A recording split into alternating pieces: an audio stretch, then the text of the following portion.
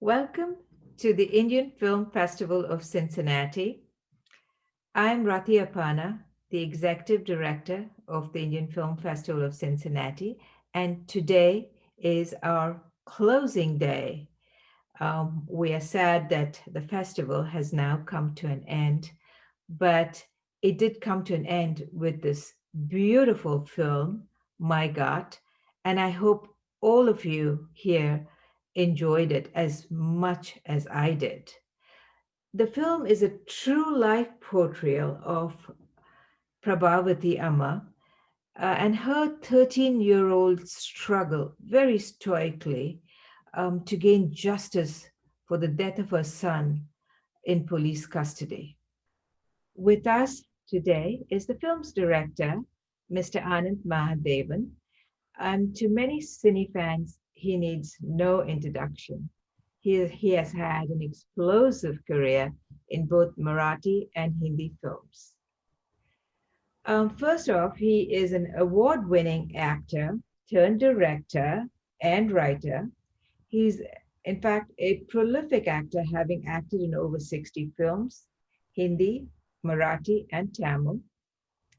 And he has over 20 films to his credit, directing, starting with Dil Vil Pyar Vyar in 2002 and his most recent film, Bittersweet, in 2020. Before he got into feature films, he started in TV.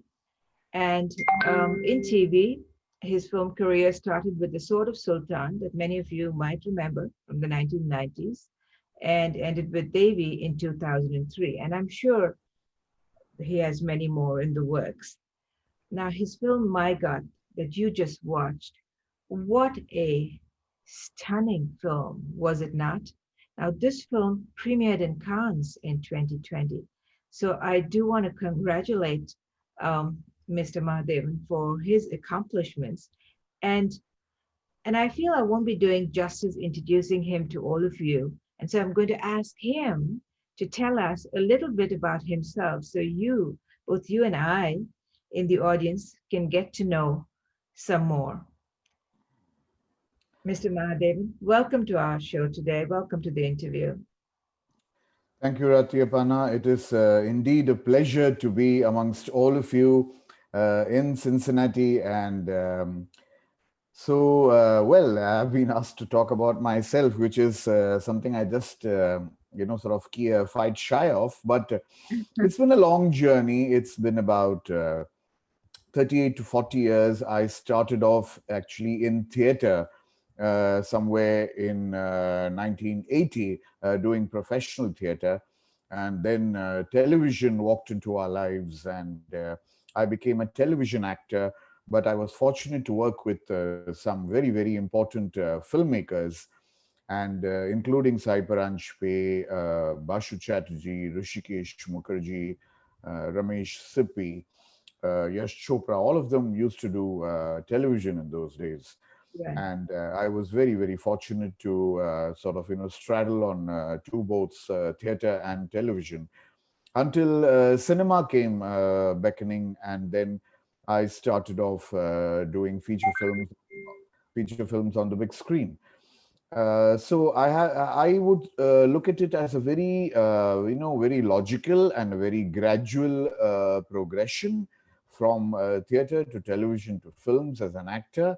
Yeah. And then I would say, yes, I graduated to writing and directing on television.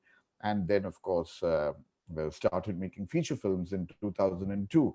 And what you're seeing here is one of my latest films. What you saw is Mai Ghat. And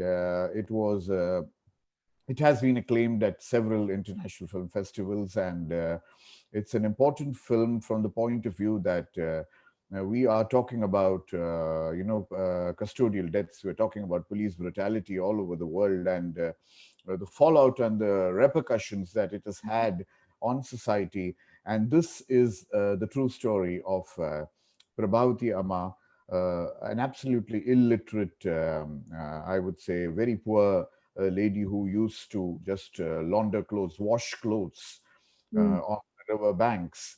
And she one day was faced with this shocker of a situation where her son was beaten to death in custody, in police custody for no fault of his. mm, And she took up, she didn't know where to go, what to do, but she fought patiently for 13 years. And what happened at the end was a historic decision, as you saw in the film.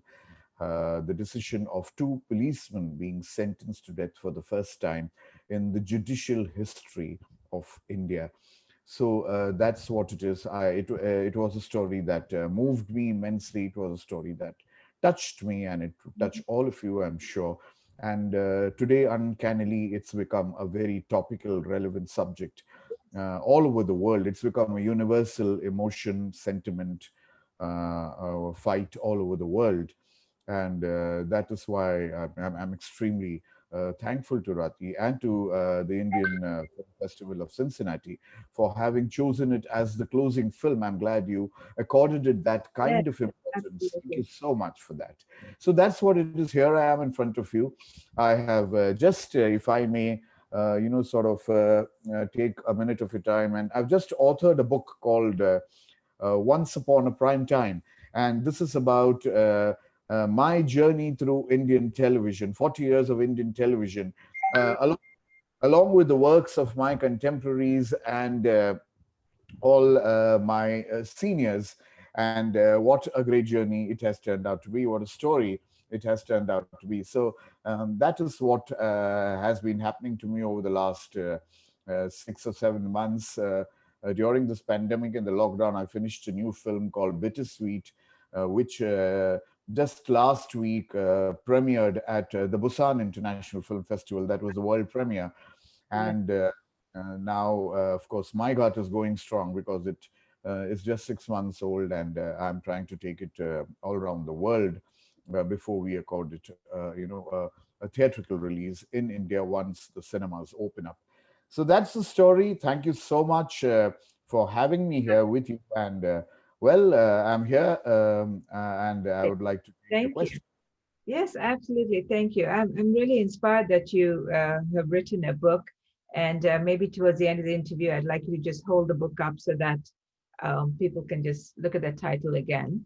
Once Upon a Certainly. Prime Time, is it? Yes, yes. Absolutely. So, reflecting on the film, Prabhavati's character and the one that Usha Yadav did, I just wanted to know how Prabhavati's character helped you frame your main character in this film, because Usha Yadav was very stoic in this film, and her acting was so natural. She was, she was just so bottled up and so measured in the way she acted as well. Was this Prabha Devi in real life? I mean, how was she? And I just wanted to know what inspired, you to frame Usha Yadav's character the way she acted. Right. I think you've made a very, very important observation of her being very stoic and bottled up. And you see, it's the pent up frenzy, fury, impatience, agony, and everything that goes with it within her. So she internalized this entire process. And this happened because I went and met Prabhavati Amma in Trivandrum to take the rights of this situation in her life. I mean, this part of her life. And she revealed to me, and she appears at the end of the film.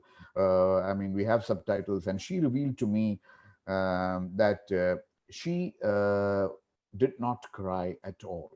She did not burst into tears. She wasn't a weeping picture of a mother who has lost her son. Yeah. Probably, she said, it hit me so badly.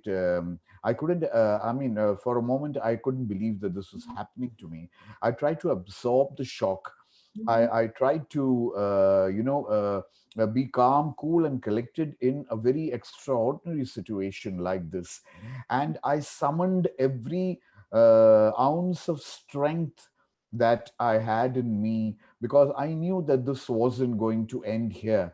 I wanted these two to hang, and I knew that route would be extremely difficult if I broke down and if I sort of got scattered in the process. Mm. So the only time you see Usha Jadav's eyes sort of swell up and get moist with tears is towards the end, when she can't take it anymore. When the public prosecutor, when her lawyer, he goes on and on about how the torture happened, at what time, in very graphic detail. And that's when she says, uh, forget it. I don't care what the outcome of this case is. I'm going to get out of here, and I'm going to be all by myself, because this is as much as I could push myself.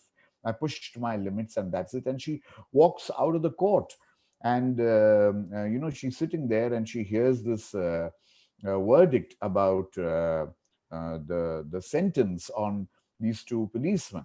So she struck me as a very, very strong woman, which is amazing, because in our lives, even if something very even if a trifle happens and something goes wrong, we are so upset. We brood about it. We think about it. We break down.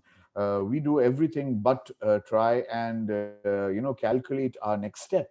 But that is what Prabhavati Amma did, and that is what I made Usha Jadhav imbibe within her, to seriously internalize this grief and stay there. Because a lot of people who watched this in festivals told me, "Oh, don't you think that this is, a bit not very unreal, that a mother who's just lost her son, I mean, she would break down, she would weep. I mean, how could she just stay there that way, And I said, that's the way I'm going to shoot it, and that's the way it's going to be, even when we were filming it. And a lot of my crew members thought that I was pushing it, too far. But that's the way it was, and that's the way I wanted it to be.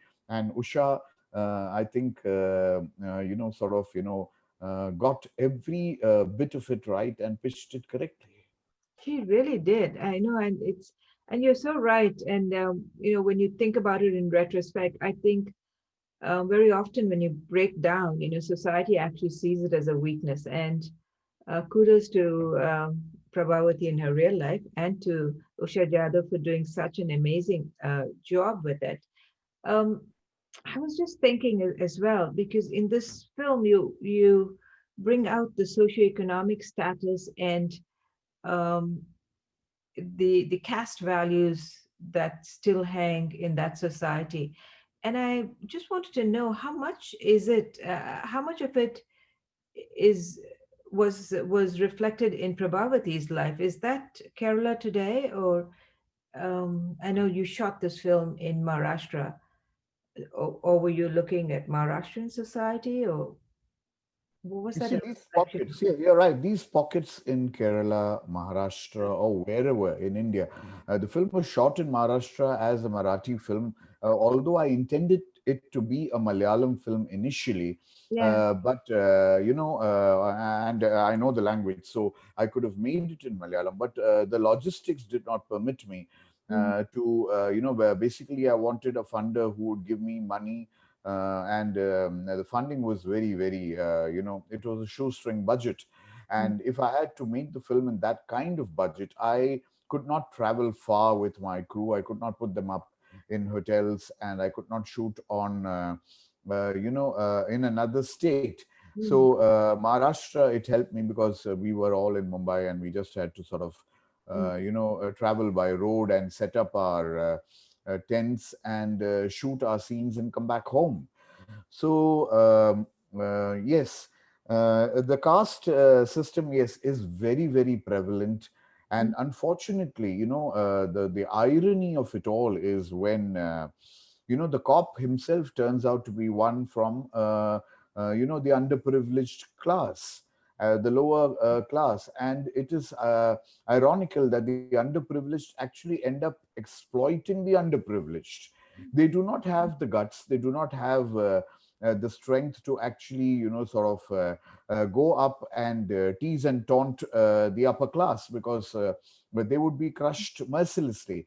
So Mhm. the only way they can exercise their power and feed their ego, and maybe, try and apply for a promotion or a progress or a raise in life, is the only way is to create a case amongst their own kin, their own class, their own caste, and make it out to be, some kind of an achievement for them, so that they could apply for whatever promotions they want in their field of activity. Here, it being the cops.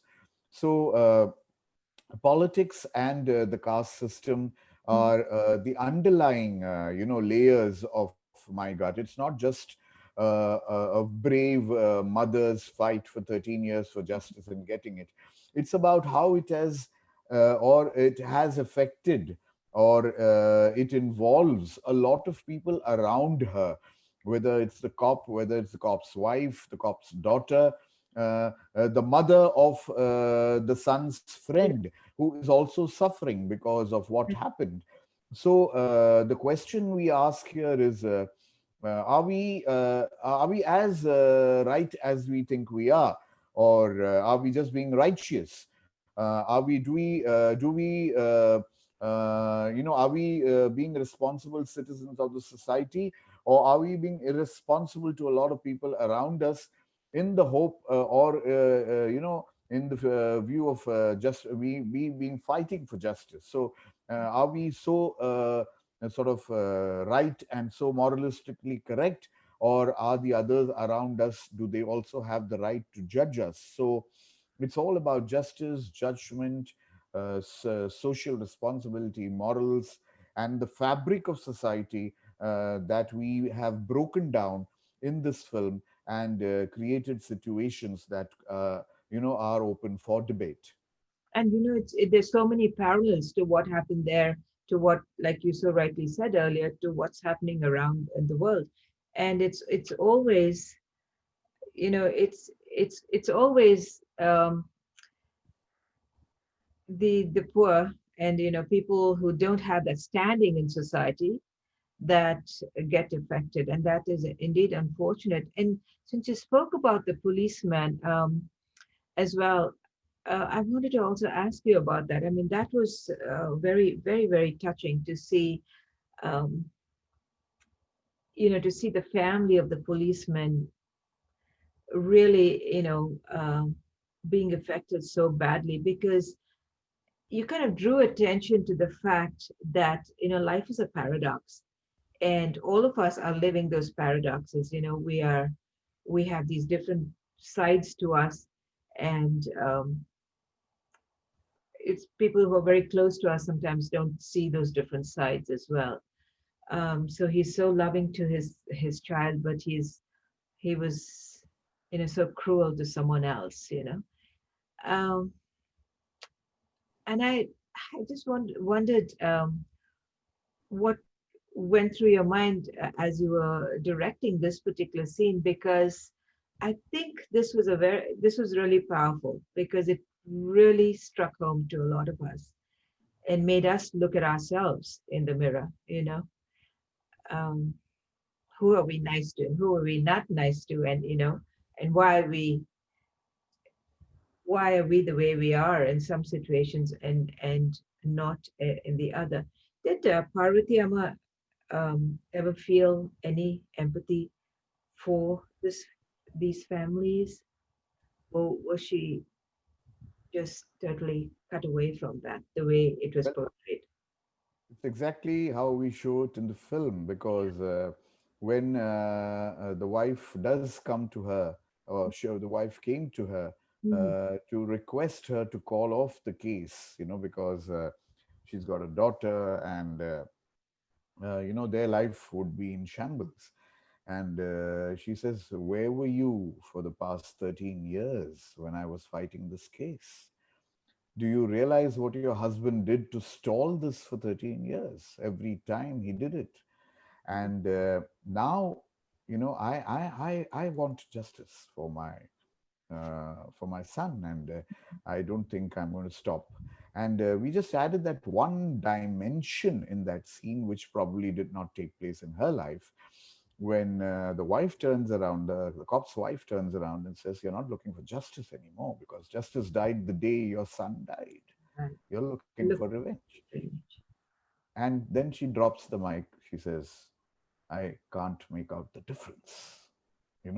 So that was indeed a very my favorite scene in the film, and very powerful indictment of so many things in our society and our lives. And currently, are these policemen still under trial?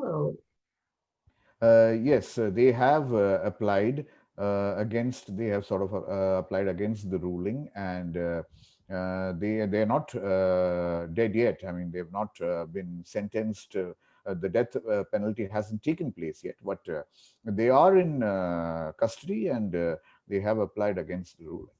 so very strong signal to anyone else in power, because and I'm so glad that the judgment, so the Supreme Court really took this very seriously. And I'm very empathetic with Prabhavati's situation. And I want to ask you the question about the lawyer, her lawyer as well. How did she go about finding this lawyer?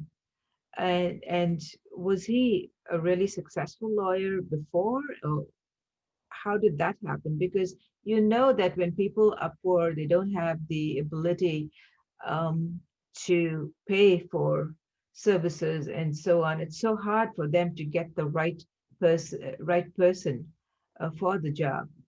Yeah. And I was curious about his motivation as well to take on this case, because that's frightening too. Yeah, she initially she was helped by this lady lawyer, played by Suhasini Mule in the film, Mm. and Suhasini suddenly ran up. I mean, that character runs up against a wall, and she realizes that the powers to be are too strong for True. her to fight, because you can't when like the film we say in the film, when I mean, the criminal is the law itself. How do you fight this? Excited. And So she took the help of a politician, and they moved the CBI, you know, and the CBI stepped in. And when the CBI steps in, it becomes another, a level altogether. And the CBI lawyer realizes that this woman is right, and she is fighting a just cause, and the other side is playing a lot of mischief. The other side is right. having judges transferred. The other side is having excuses to delay the case so that Right. these people would give up. But the man stuck at it, and he, being a CBI lawyer, he was from the government, so it was his duty to fight this case and win it for the organization. So there he was, he stuck at it till the end. Yes, Yeah, that was, and so it was true to the story, I guess, because that's right. the Yes. question is, was that true to the story? And Suhasini Mule did a wonderful, excellent job. She's a fantastic actress as well. Yes, So I yes. have I have some audience questions too. You're a very successful director, audience question, with many hits to your name. How was it different for you as a director working on this film? I was trying a very consciously trying a new kind of subtlety meter in this film. This could have been very melodramatic. This could have been a very sort of what would they say, a highly charged Mhm, showdown if you wanted to. mhm, But I realized that this film needed a certain kind of approach, a very different kind of approach. If you mhm. noticed, the issue, the main occurrence, the main tragedy in the film is all about the torture that happens in police custody. And that's the one scene that's not there in the film at all. That's You not know? there at all. Yeah, and that was a very, very conscious decision to keep it out or off screen, Mm, because then it leaves it to the imagination of the audience and how bad it could have been, Right. because when you see the postmortem, when you read the postmortem report, which is read in the film also, the number of sort of, the number of muscles that have been torn, the number of injuries, internal injuries that happened, where and how, the gory graphic detailing, you could very well imagine what happened. And then in one nightmare sequence, when she imagines what could have happened to her son, Mhm. where she thinks that the cops have, sort of infiltrated into a house, and they pick up this huge iron rod and roll it over her, because that's exactly how it happened with the son. So though she hallucinates, and that's the closest we come to depicting what could have happened to the boy. So this film is, I wanted it to be an exercise in restraint, Mhm. and I wanted to see how impactful it could be. So that's how different it is from my other films.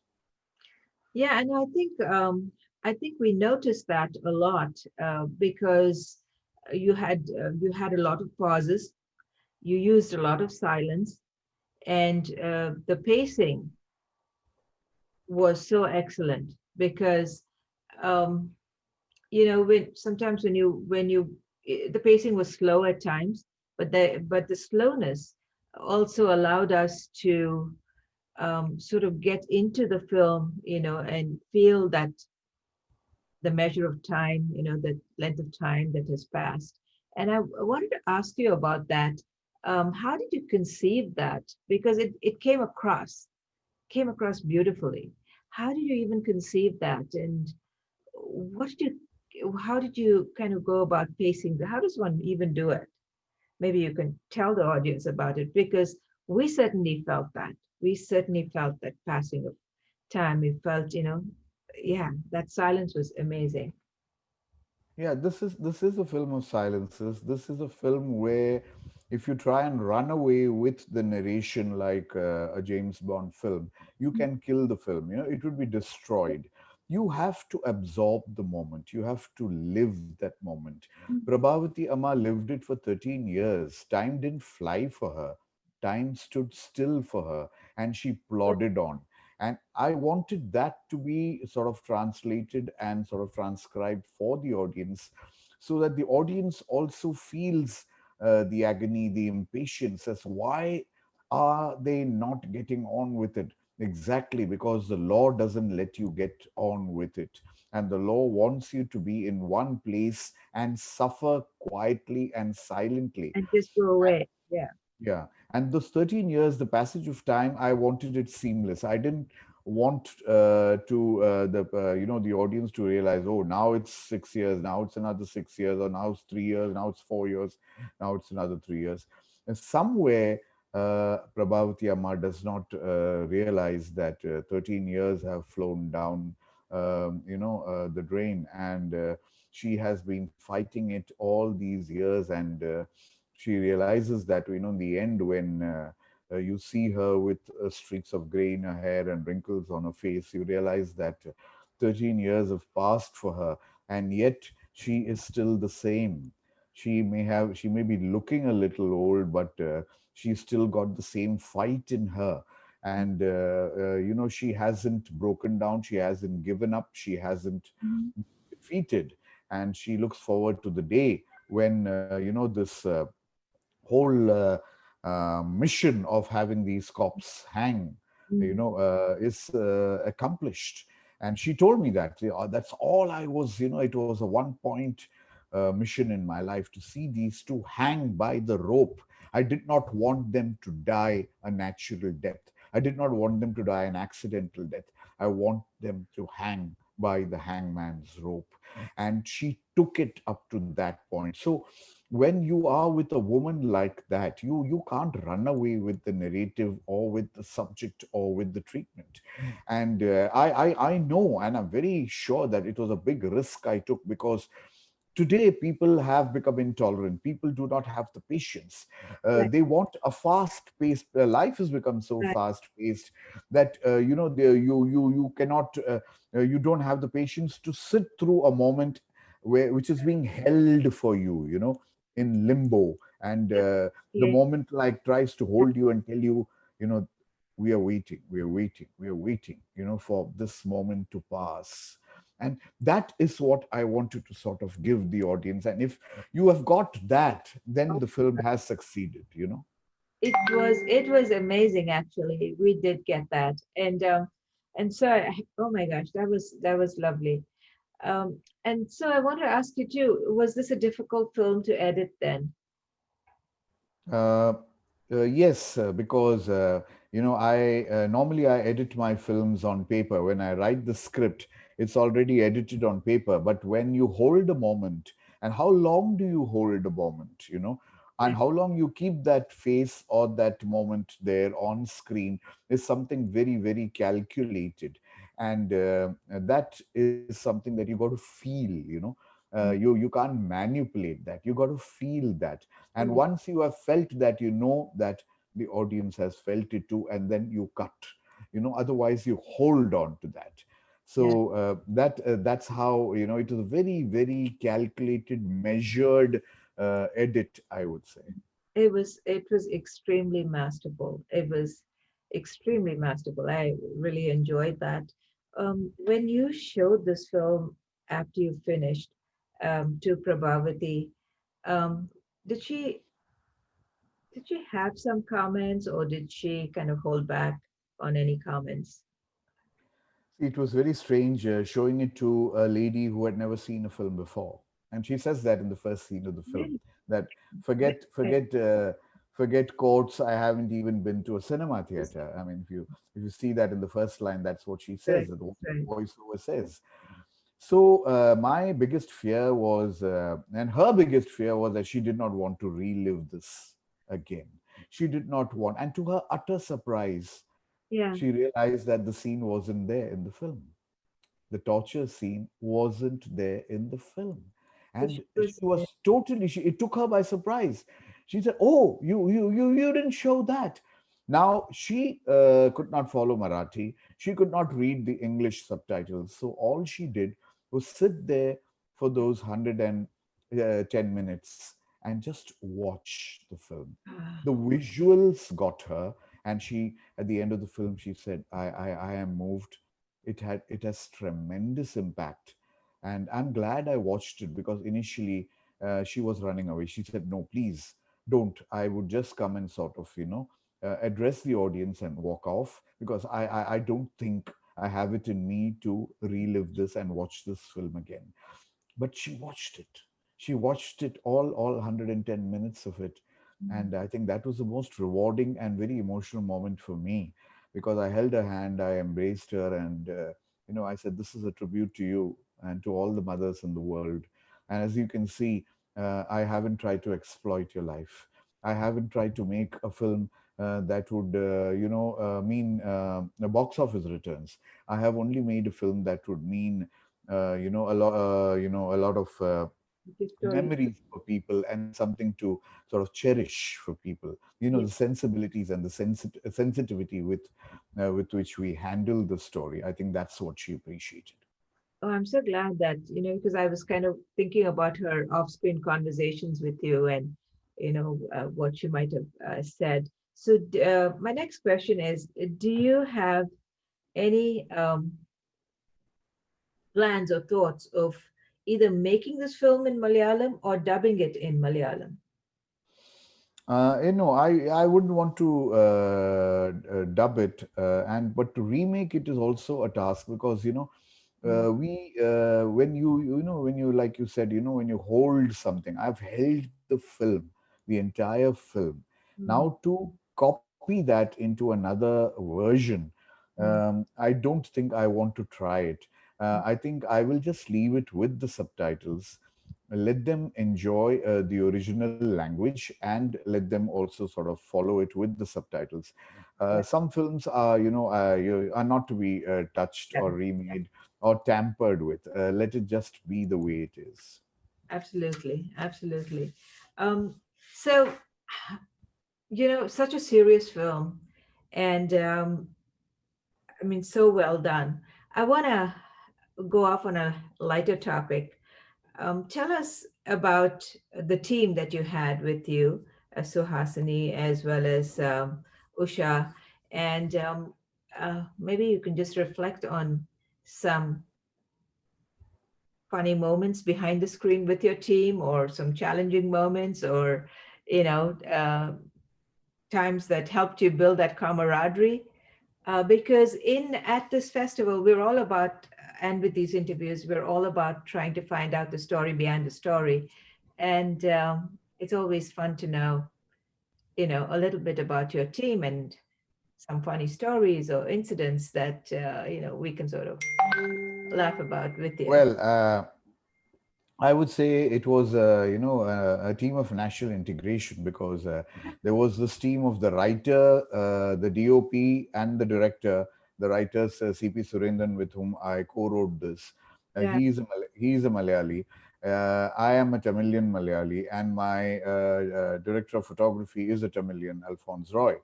So here was this trio of Tamilians trying to make a story that happened in Kerala, which should have been a Malayalam film, in Marathi with Marathi actors. So that was some kind of an integration that you could look at. But I would say hats off to the amazing dedication of the Marathi actors, yeah, because they have a very strong theater rooting, background. true. And especially I would like to commend Mr. Kamlesh Sawant, who played Go the ahead. cop, the cop. You got Yeah, that was Giri Shok. Giri Shok played the lawyer, Suhasini played the lady lawyer, and Kamlesh Sawant, who played the cop, and he looked every inch that a it. very mean, He did. yeah, guy who could do, whatever he wants and get a ruthless guy and get away with it.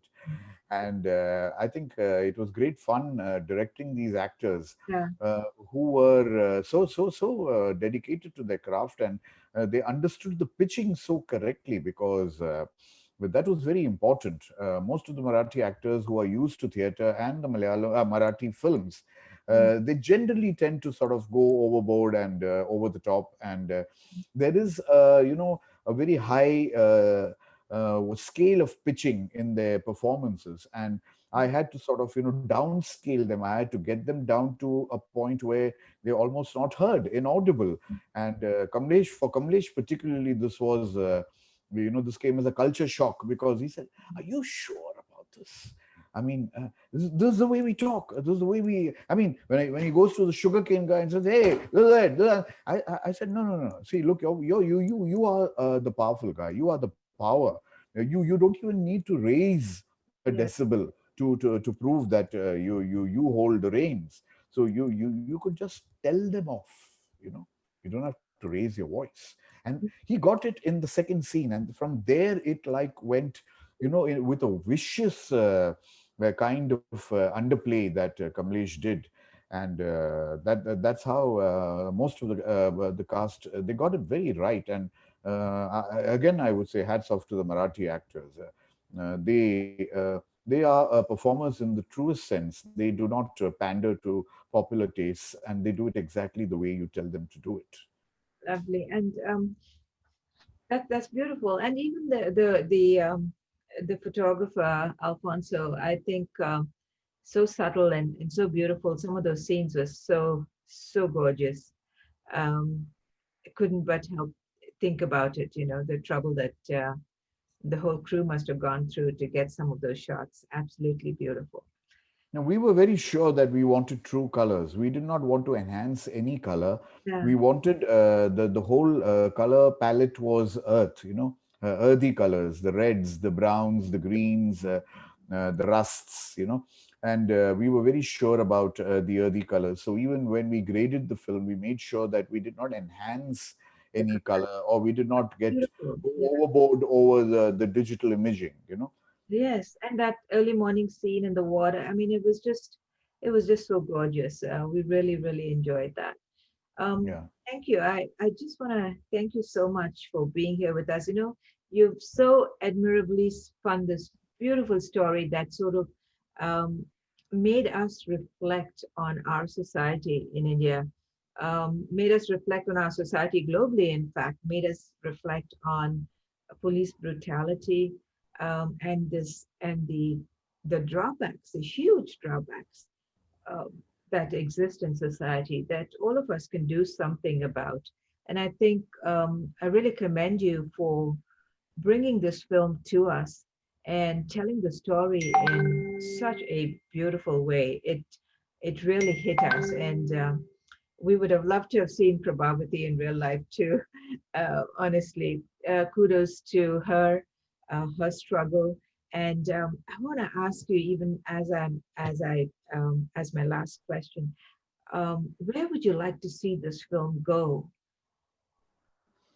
I personally would want this to be at every important festival all over the world. Mhm, And I would also want it to have limited cinema releases wherever possible, even if it's art house chains. mhm, And of course, then I would want it to go for posterity on a very important digital platform so that the film is there for everyone to see whenever they want to see it, because the idea behind working on this kind of cinema, trying to speak a global cinematic language, is to reach out to the maximum number of audiences around the world, and not to prove anything to myself or to the world, but to tell them that, look, we in India, Indian cinema is not Bollywood. Indian cinema is not that very sarcastic term that we use, Bollywood. It's not that.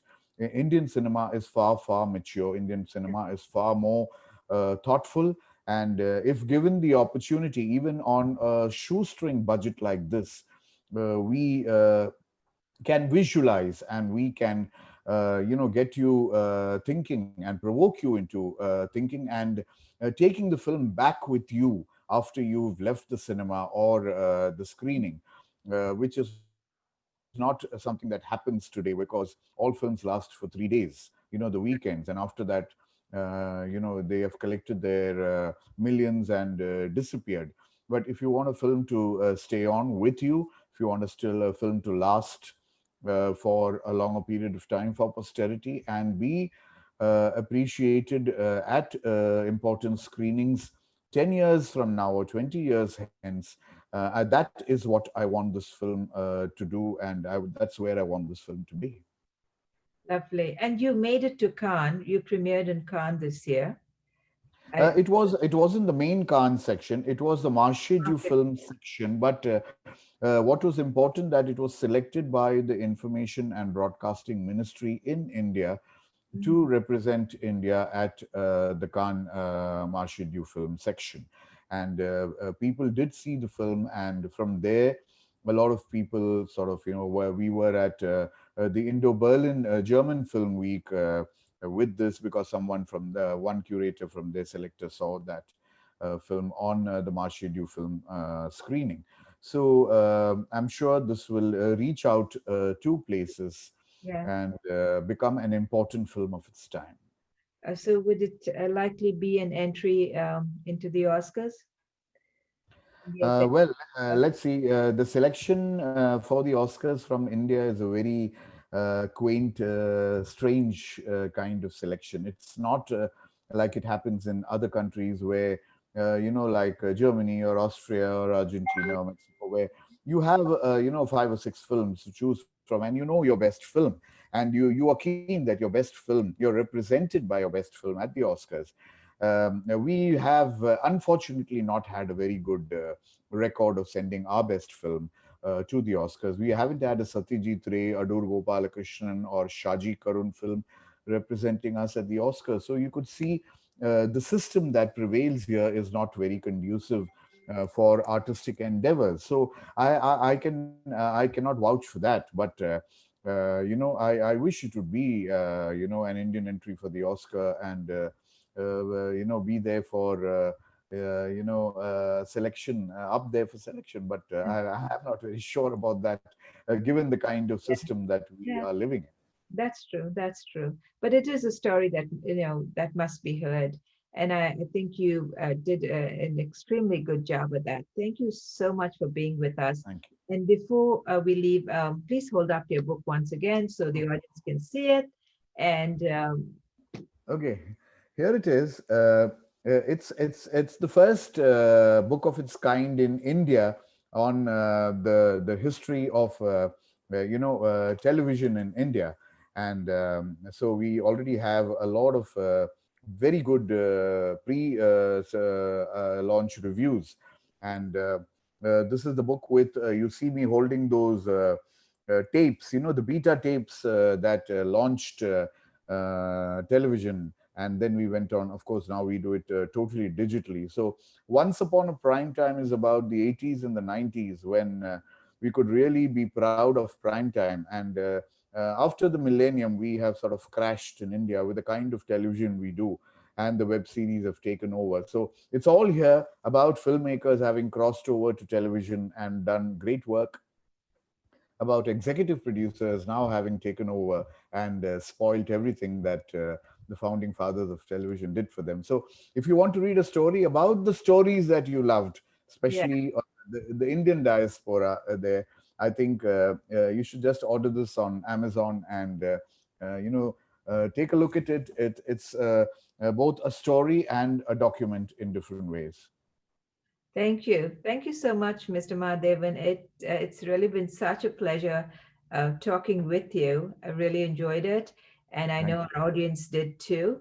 Beautiful film once again. Thank you so much, and hopefully we will get to meet when times get better. I look forward, and I hope to be at the Indian Festival of Cincinnati next year with my new film, Bittersweet. So, if Oh, you find lovely. that Would love. worthy enough for the festival, I'll be happy, and maybe, who knows, it would be a physical festival. Yes, and we will at least have, I know for certain, going forward, we'd at least have the opening day and then, maybe the closing day and something in between, depending on how COVID goes. Uh, Right. so we will keep a partially virtual All um, the best to you. All the best. also. Thank you so much, and I Thank you. appreciate all the kind words you said as well. Thank Thank you. you. Thank you. Bye.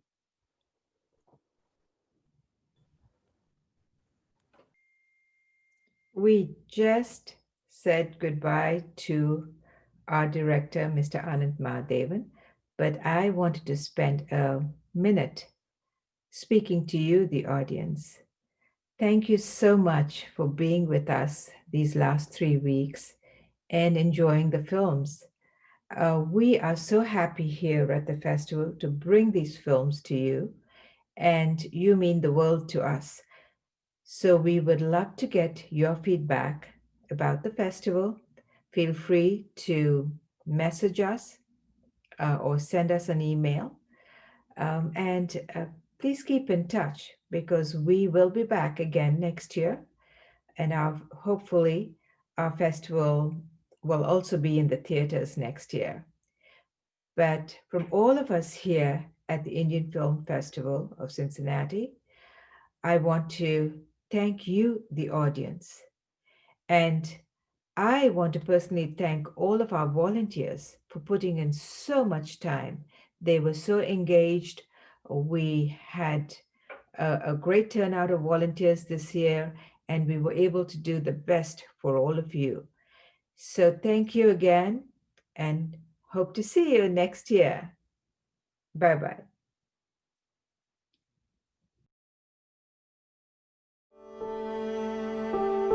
आडव्याच्या दिवशी माझ्या एकुलत्या एका पोराला police कोठडीत हाल हाल करून मारला. हा एक अपघात होता असा निष्कर्ष क्राईम ब्रांचनी काढलाय.